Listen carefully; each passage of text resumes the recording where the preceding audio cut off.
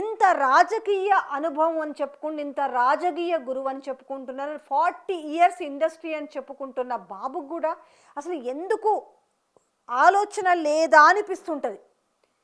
మంత్రులు ఇటు చంద్రబాబు నాయుడు, అటు పవన్ కళ్యాణ్, ఇటు దెన్ మంత్రులు, చిన్న స్థాయిలు, పెద్ద స్థాయిలు, మొత్తం టోటల్గా ఇంకా ఆనాడున్న వైసీపీ పాలన గురించే మాట్లాడుకుంటున్నారు తప్ప అసలు ఈ కూటమి పాలనకు వచ్చిన తర్వాత ఈరోజు కంపేర్ చేసుకునే పరిస్థితి వచ్చింది.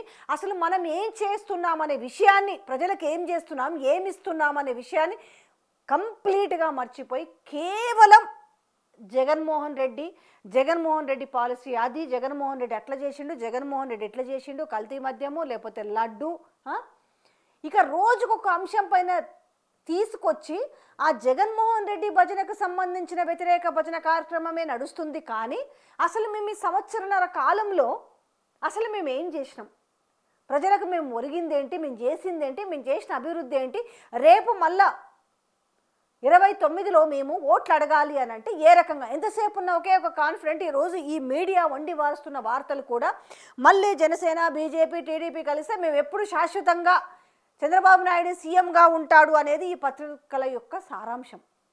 అలా జరుగుతుందా? ఈరోజు అసలు 70 మంది ఎమ్మెల్యేలు అసలు వింటలేరు అనేది చాలా బాజాబ్తా తెలుస్తుంది. మంత్రులు కూడా వింటలేరు, ఎవరికి సంబంధించిన దందాలు వాళ్ళే చేసుకుంటున్నారు, ఎవరు చేసుకోవాల్సిన దోపిడీలు వాళ్ళే చేసుకుంటున్నారు అనేసి చూస్తున్న వైనంలో ఒకవైపు అమరావతి విషయంలో వ్యతిరేకత వస్తున్న నేపథ్యంలో కూడా ఇంకా కూడా తీరు మార్చుకొని వైనం చూస్తుంటే మొత్తం బాబు ఇప్పుడు వైసీపీకే మేలు చేస్తున్నట్టుగా అనిపిస్తుంది. ఎందుకంటే ఆ మీడియా ఏం చేస్తుంది అనేది ఒకసారి వాళ్ళు కనుక దానిపైన లుక్ వేసి చూస్తే అర్థమైపోతుంది.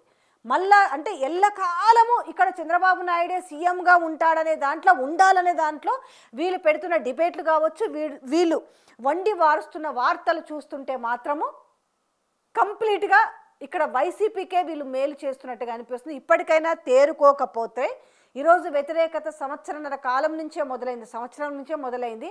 అది ఏ తారాస్థాయికి చేరుతుందో కూడా తెలుసుకోవాల్సిన బాధ్యత అటు కూటమి కావచ్చు, ఇటు తెలుగు తమ్ముళ్ళకు కావచ్చు, వీళ్ళందరిపైన ఉందనేది జరుగుతున్న ఓవరాల్ పరిణామాలన్నీ చూస్తుంటే అర్థమవుతుంది.